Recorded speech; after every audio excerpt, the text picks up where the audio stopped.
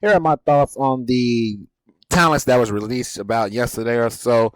It happens to be Dolph Ziggler, Shelton Benjamin, Elias, Rick Booz, Aaliyah, Top Dog, Madcap Moss, Emma, Mustafa Ali, Shanky, and then we had the guy who was formerly known as Commander Aziz. You have Mace Monsoon, Dana Brooke, and Quincy Elliott, along with some other people that's probably got released that didn't get highlighted because they wasn't. I don't know. They just didn't get highlighted or so. So basically, my personal opinion on everything, I think I probably say the most shocking one maybe might be Dolph Ziggler to an extent.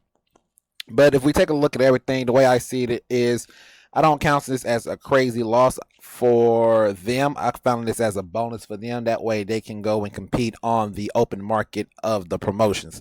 See, nowadays in wrestling, we have multiple companies that wrestlers can go and perform under. There's AEW, there's Impact Wrestling, there's NWA, there's New Japan Pro Wrestling, there's Deadlock Pro Wrestling. There's all these other promotions out there that these people can put their name out there and continue to compete and continue to get their shine on, especially with those that's been in the WWE for X amount of years, or those that get underrated because they didn't get any type of pushes or anything like this. I found that that's a blessing for them. That allows them to go out and search the world and figure out exactly what they want to do moving forward with their professional careers. Dolph Ziggler been in the company since about 2004, and I've watched him. I watched the rise of Dolph Ziggler. I've seen it all from Dolph Ziggler when he was part of the Spirit Squad. When he debuted Dolph Ziggler, he was just going around backstage saying, "Hi, my name is Dolph Ziggler," just to trying to get his name out there. And then I watched him as he rose and became a top tier mid carder, became a main eventer, became a tag team guy, done everything that the company asked him to do. I think his is the biggest shock to me. Mainly, but at the same time, besides biggest shock, I always feel like that he was going to be on his way out of the company at one point or another. But he kept resigning and resigning and resigning. So I'm like, all right, man, maybe he's just doing whatever. And then on top of that, then you find out that he has stand up comedy that he's starting to do, and he's doing other things that's not including inside the ring. I'm like, okay, that makes sense because Dolph Ziggler is a little bit older. Not only is he a little bit older, but he's seen what he wants to see. He's done what he wants to do, especially when it comes to the WWE. That I don't know if he feels like he needs to prove himself other places, go to other places to showcase what else he could do. Because I think we all know, I'm pretty sure the wrestling world knows who Dolph Ziggler is and how good if he is and all the stuff around him. That's why I was like, I don't know if he's gonna plan on continue to wrestle after this, or he's like, I'm good at, it's fine. Because he's also one of those guys that WWE will instantly, most likely, bring back at any point in time when they need him to come back at any point. You know what I'm saying? And I assume that Dolph Ziggler would just pick up the same contract that he has, to where he doesn't have to travel as much. He doesn't have to go to many shows. And he don't have to do all this extra stuff. He can just focus on what he was doing outside of the ring anyway. So now that he has pretty much more freedom, now he can really put the now he can really focus on what he wants to do. He can keep going. We know he can keep going. He could definitely keep going. Or he's like, I'm done with the traveling and stuff. I just want to relax and do my stand-up comedy, do whatever else that he's been doing. So either or. I'm proud of Dolph Ziggler from the very beginning. Very, very beginning. Not a lot of wrestlers can bounce back from having gimmicks like the Spirit Squad and make a name for himself as a singles wrestler and rise the ranks of the WWE, especially during that early Ruthless Aggression era, late Ruthless Aggression era, was up into the early PG era, up into the now era. Not a lot of people would be able to survive that. And I'm happy to say that Dolph Ziggler did. Not only did he survive it, but he overcome it and he became a great wrestler for the WWE. Shelton Benjamin, second time he's being let go by the WWE. His first round in WWE, he was really good. Tag team, world greatest tag team with Charlie Haas, and then Team Angle. Did all that thing, moved over to the Monday Night Raw brand to showcase that he's a singles wrestler, showcase how good he was in that ring by himself as a singles guy. I think he rose. I think he rose really well, showcasing that he could hang with the big star names and that they could put the title on him. Don't know why they didn't put a world title on him. Whether that's because they don't, it can't be from his in-ring skills. It can't be from the in-ring skills. Maybe there's politics involved with it. Maybe he just didn't want to be the world heavyweight champion at any point in time. Who knows, really? Quite honestly, I don't know. I don't know when it came to Shelton Benjamin. I feel like he had everything that he needed. He's had in gimmicks that a lot of people probably career would have died from. You know what I'm saying? The whole mama gimmick that was in the factor, and he just overcame a lot. Went over to the went to the ECW brand, started up the gold standard, dyed his hair gold, and rose up that rank of ECW, get switched over to SmackDown, and pretty much he was kind of forgettable once he went back to SmackDown. And then he was let go from the company, and went from there from the company. Then he went to New Japan Pro Wrestling, became Shelton X Benjamin, and teamed up with MVP to form their tag team, and did his thing over there in New Japan Pro Wrestling. Came back to the WWE, kind of flounder a little bit, had a tag team run a little bit, and then the Hurt Business helped him a lot. Fantastic to see. And then after that, he was just pretty much just a veteran guy on the roster. Definitely one of the most underrated wrestlers of all time, in my personal opinion, especially when it comes to WWE. Watching him grow, watching him becoming who he become, definitely underrated. Definitely should have strapped the world title on him at least once. That's just my personal opinion. ECW Championship, the world, one of those titles should have been a Shelton Benjamin Championship run, of course. That's my personal opinion. And now for Shelton Benjamin, like I said, the world is his again. Whether he goes back to New Japan Pro Wrestling and picked it back up, whether he decided he wants to slow down and maybe call it a career, you never know with older wrestlers like them. But Shelton Benjamin is awesome. He's always been awesome. He'll stay awesome, in my personal opinion. He will stay awesome moving forward.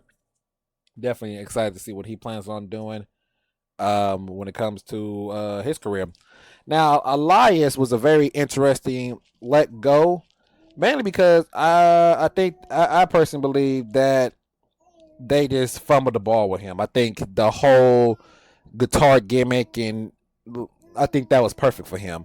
And if for whatever reason they decided to turn him, he was like a heel or a face or so. He was in that middle between the fans loved the gimmick and the concerts, and then they just kind of dropped the ball with him and just kind of pushed him out the door pretty much. And it's like that kind of sucks. And then there's the whole his gimmick with Ezekiel that was pretty solid. That showcased a different side of him that we haven't seen yet. And when wrestlers do, especially when WWE asks wrestlers to do stuff like that, usually that means you're in their good grace where they want to keep you for a while because you decided to do gimmicks like this. And the fact that he was let go, I was very surprised about that. Another guy who's going to get it on the indie scenes and showcase what he can do. Like I said, there's plenty of room like I said, multiple promotions for these wrestlers to go to. I don't understand that one, dog. That one I still don't understand. Rick Booz, wasn't too impressed with Rick Booz, no matter what he was doing. I had just watched a video earlier where he was in NXT. I said, I forgot he was really in NXT doing that gimmick because it blew. I forgot all about that. Outside of that, he didn't get no chance outside of the tag team with him and Shinsuke Nakamura when he started getting in the ring more often. Him and Shinsuke teamed it up. Outside of that, he really just wasn't. He didn't do anything. He really didn't do anything. He wasn't going to do anything. And moving forward, he might be a guy that he might show up in Impact Wrestling or so. He might show up in something smaller, and then he might just disappear. I think he's one of those guys that might just end up disappearing from the wrestling business in general. I can see that. Aaliyah, not gonna lie to y'all, Aaliyah was never that good of a wrestler. She was never anything, especially when they called her up. When they called her up from NXT, she was a jobber in NXT, and then they called her up to the main roster, which I didn't understand. And then she just did the same thing she was doing on the main roster that she was doing in NXT. She shows up, she'll wrestle, she might win, she most likely gonna lose, and then she disappears, and they'll do nothing with her. I never understood why she got caught up in the first place. Somebody that can definitely thrive in somebody else's division if given the time of day to improve her skill sets. I don't even know if she was still hurt or not. One of those question marks. Top Dollar in the whole hit roll. So you see, Top Dollar got fired. Got the can, but the other two didn't. But I don't think they're gonna do anything with the other two either. So I think it was something that I don't know. I think he rubbed somebody the wrong way, whether or not that's standing up for BFAB or standing up for himself and his group, or it can be anything that got him gone for whatever reason. But shout out to Top Dollar. I mean, he's going to do his thing on the indie scene, or whether the other two going to follow suit. We'll see. I think it will. I think eventually they will, and it wouldn't be surprising they'll get back together and reform the hit roll like they was doing beforehand before they even came back. Madcap Moss and Emma together. Madcap, nothing in product. we call him Mad Cat. It's really Riddick Ross. Saw him when he debuted in NXT. Didn't really think much to of him, and to this day, still don't think nothing of him. Emma, on the other hand, they just dropped the ball with her for the second time in a row. I don't understand how that's possible. You bring her back just for her to do absolutely nothing. I was like, alrighty, that's a choice. And now she's gone again. So I can't say nothing about both of these.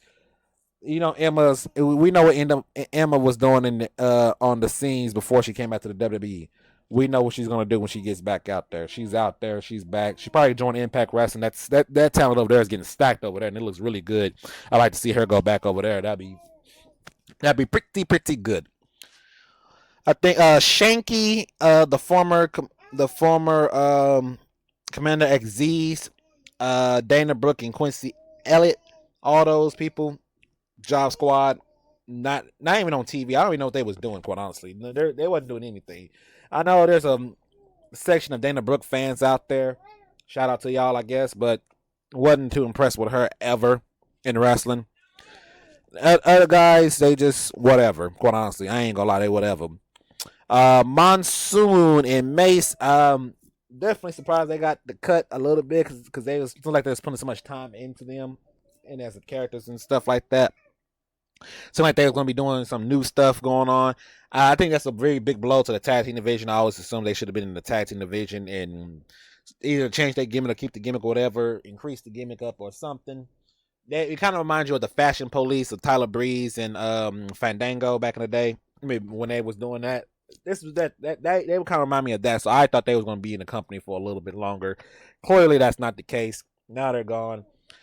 Big things for them. Big thing for both of them. I think they're going to continue to do their tag team run, and I think those will be one of those people that would be like, okay, we should try to bring them back.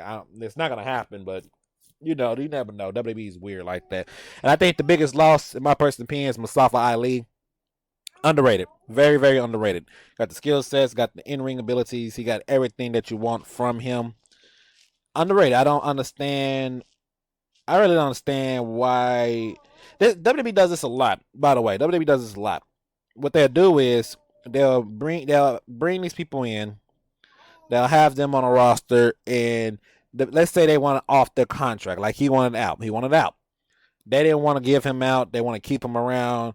And then later on, they want to release him then. I never understood why they do things like that. Just let the man do what he wants to do. But now he has the opportunity, and he's going to kill it wherever he goes. He's going to kill it. I think Mustafa Ali is going to be another Matt Cardell, where he's out there putting on banger matches, building up that name, building up that steam, and WWE's like, man, we might should have kept him and kept. Yeah, you should have. But those are my honest thoughts. A lot of these, like I said, a lot of these people are just misused. And I'm surprised it was just that many, because I assumed it would go. I personally thought it was going to be more than that. I thought it was going to be more than that. But in my personal opinion, biggest opportunities for them to go out there and make their name even bigger.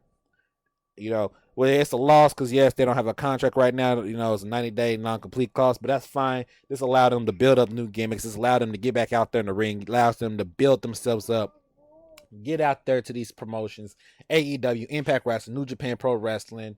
You got NWA. You have Deadlock Pro Wrestling. You have all these places that they can go and thrive and showcase what they can do.